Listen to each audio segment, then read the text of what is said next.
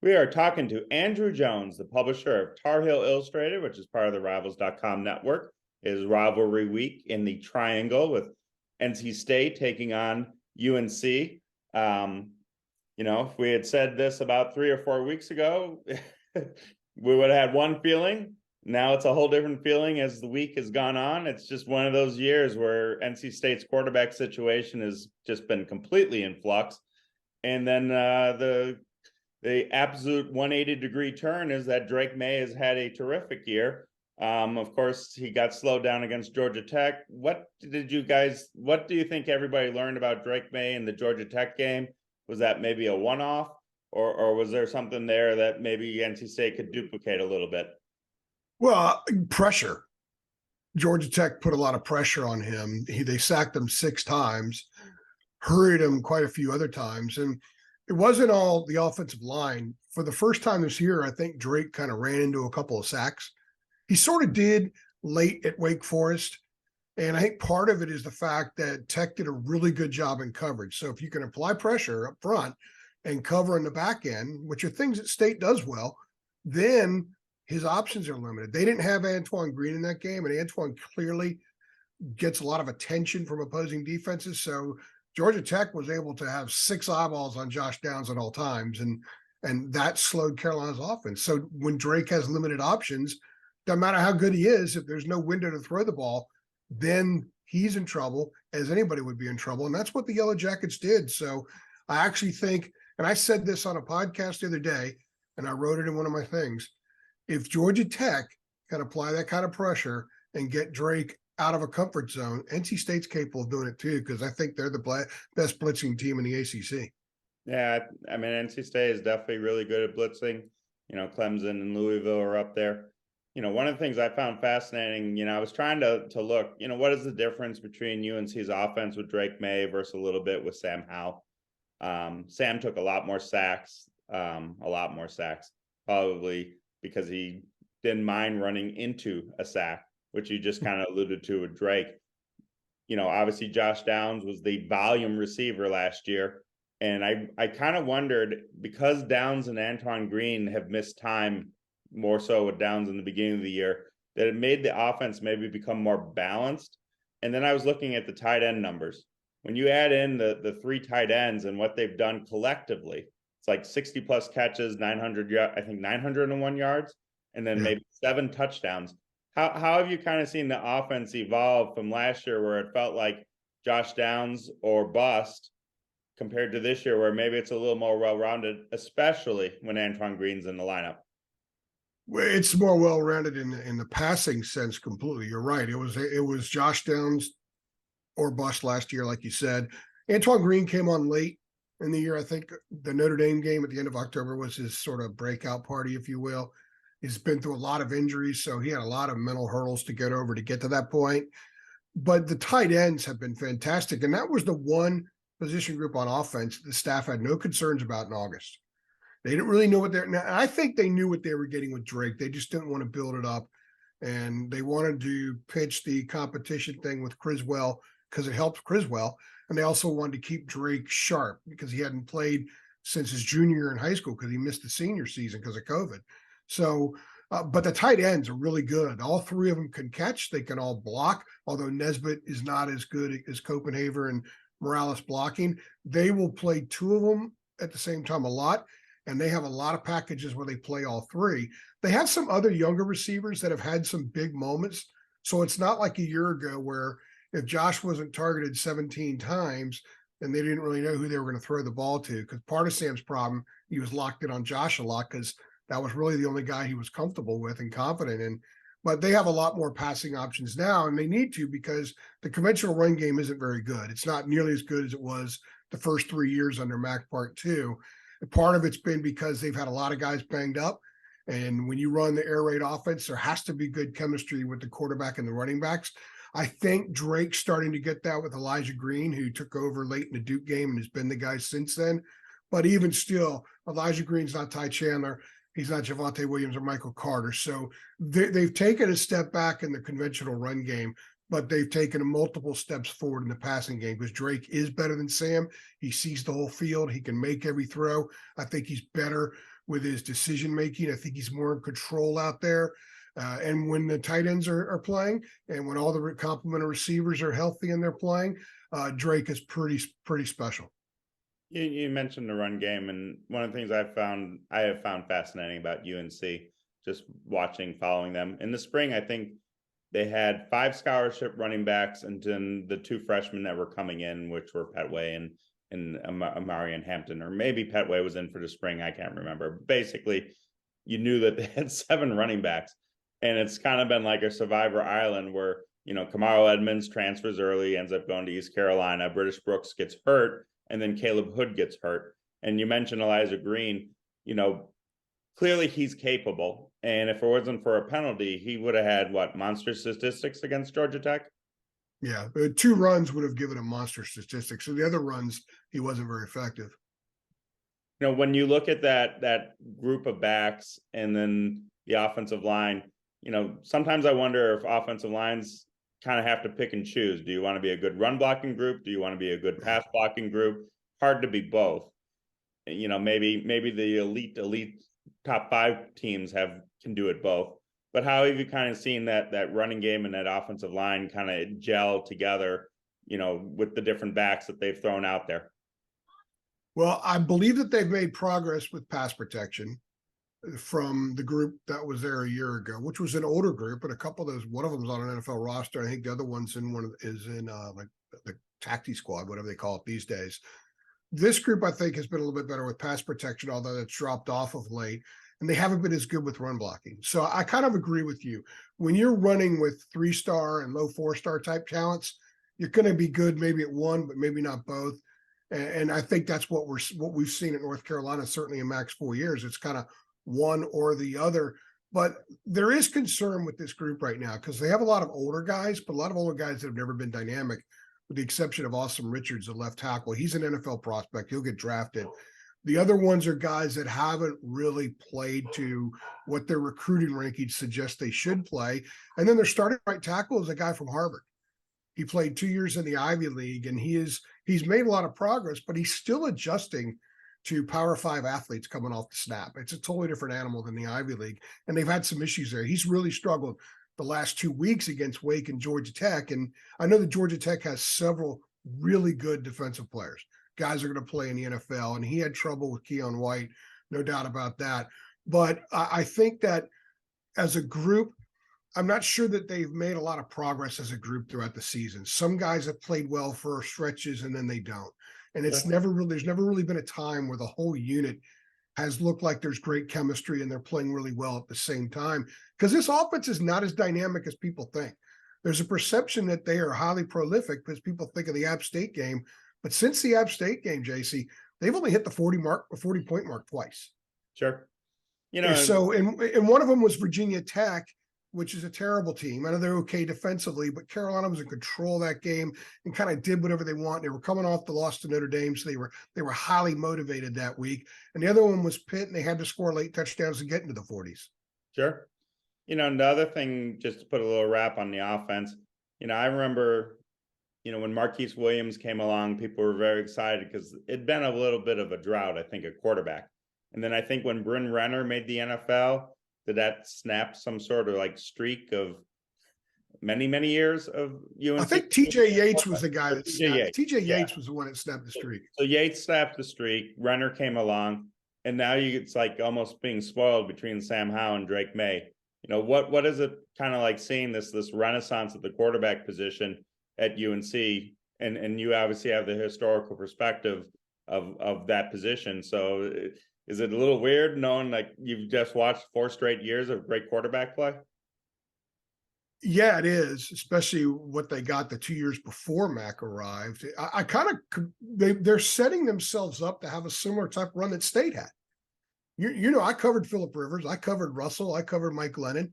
That was, and they had. I mean, State's turning out NFL quarterbacks left, right, and center during this century, if you will. Carolina's got a ways to go to match that, but I think that they're revved up in that direction. There are people in the program that tell you behind the scenes that NFL people are telling them that May would be the number 1 pick this year, and he can't come out. So he'll be unless something crazy happens, he gets injured. He'll probably be the number one pick in 24. He'll probably be the Heisman frontrunner going into next season, because the people that are finally starting to watch him now, they get an oh wow response. So as good as Sam was, Drake's just better at everything than Sam was. And Sam was really good. Sam was a great competitor, but Drake is the same or better competitor. In fact, some people will tell you that there's something Tyler Hansbrough-esque about the way Drake competes, about this determined factor that the numbers are great if the numbers are there, but it's all about winning. And I remember covering their 2009 title team, and I say this to apply it to Drake. Tyler wasn't as good as a senior, or wasn't as productive as a senior as he was as a junior when he won National Player of the Year. Ty Lawson passed him by, won ACC Player of the Year. Ellington is the MOP at the Final Four, and the happiest guy in that court was Tyler Hansbrough.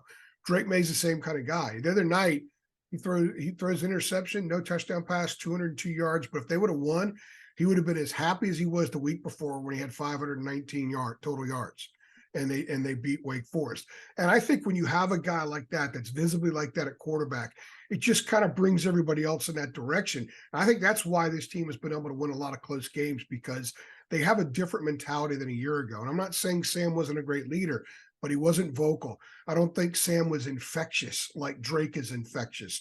And as long as Drake is there, I think the team will play a little bit above what they might play with a lot of other guys at quarterback. Not just because of performance, but because of the way he just makes guys around him better. Then when you look at the defense, obviously everyone remembers the App State game. I don't think it's the same defense as that time period, but whatever they do defensively, it seems to revolve around the two linebackers, Cedric Gray and Power Eccles. I did not realize that Gray had 120 tackles, which is a phenomenal total, and I think like close to 40 more than Eccles. But and then I really like the upside of DeAndre Boykins. I mean, he was a kid that people loved in high school. I remember at one point everyone just assumed he'd follow his brother, who went to South Carolina, since transferred to Charlotte, but he ended up at UNC. Then the question was whether he could be a running back or whether he'll end up in the secondary. But when you see those three guys and maybe even Storm Duck, is that kind of like the four guys that are kind of leading this defense along? Yeah, I would say so. Sorry, I'm getting my phone's blowing up here like crazy. No Cedric is the leader of the defense, no doubt about it. He's a high IQ guy. He's an emotional leader, but he's also a composed leader, and he leads by example. He's a really good player. He's a guy, as you remember, JC, he was a wide receiver in high school too. In fact, a lot of the early attention he got on the trail was as a wide receiver, but he didn't get a bunch of P5 offers. I think Carolina was his first P5 offer, if not his only one. And so he was sort of an under the radar guy. And that's what's interesting about this program, is a lot of the under the radar 3-star guys have blossomed. And a lot of the 4-star guys and a couple of 5s haven't really played to what the ranking was. It's something that a lot of Carolina fans talk about all the time. And they want to assign blame when 4-star guys don't become NFL guys. But Cedric is a guy who plays like he's a 4 or a 5. He's really good. Sure. And the problem is that they're not really good around him. They have individual talent, but collectively it just doesn't. They make so many communication mistakes, and they don't consistently handle their responsibilities up front. And if you don't handle your responsibilities consistently up front, it doesn't matter if you stop a team on first down, second down, you put them in 3rd and 9. If they get 15 yards on 3rd and 9, the first 2 plays don't matter. And I think that's their problem. They give up the big chunk plays that sustain drives. So they may win the majority of the snaps, but it's the big plays that put them in bad situations. And as a result, they give up a lot of yards. They bend and don't break sometimes, but they do break. They gave up 3 scoring long touchdown drives to Georgia Tech at a 4-possession stretch, and they were using 3rd and 4th string quarterbacks. The 4th string guy hadn't taken a snap all year. Yeah. So when people say, oh, State's going to be playing 3rd and 4th string guys this week, I'm like, doesn't matter.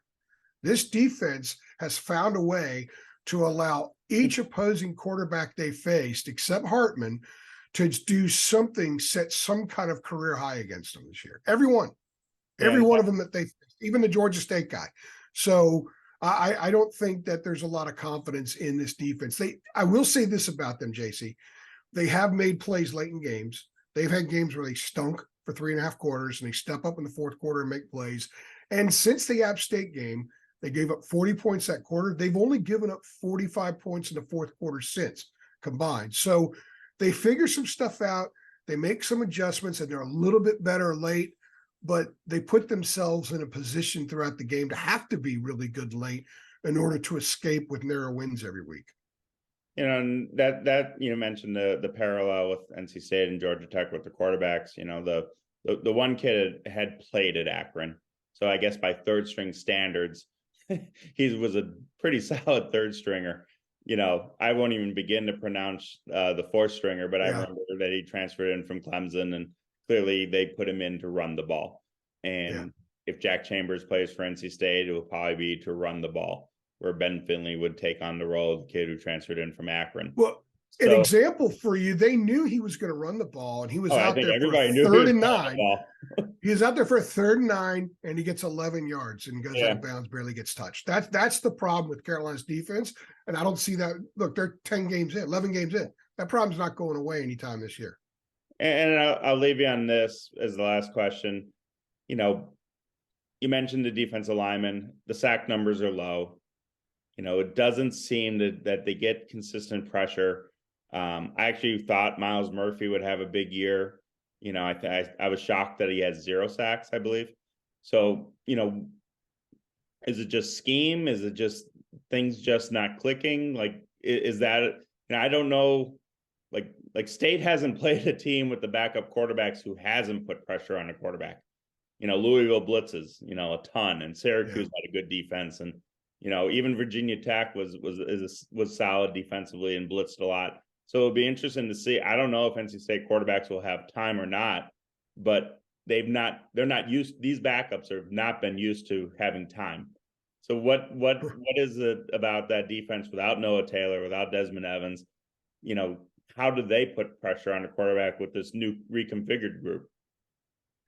Well, Murphy's been hurt most of the year. There was a period in the middle of the season where he wasn't practicing. He was just playing because he had a bad ankle injury. But even before he got hurt, he wasn't playing to the standard that you expected. A lot of other people expected as well.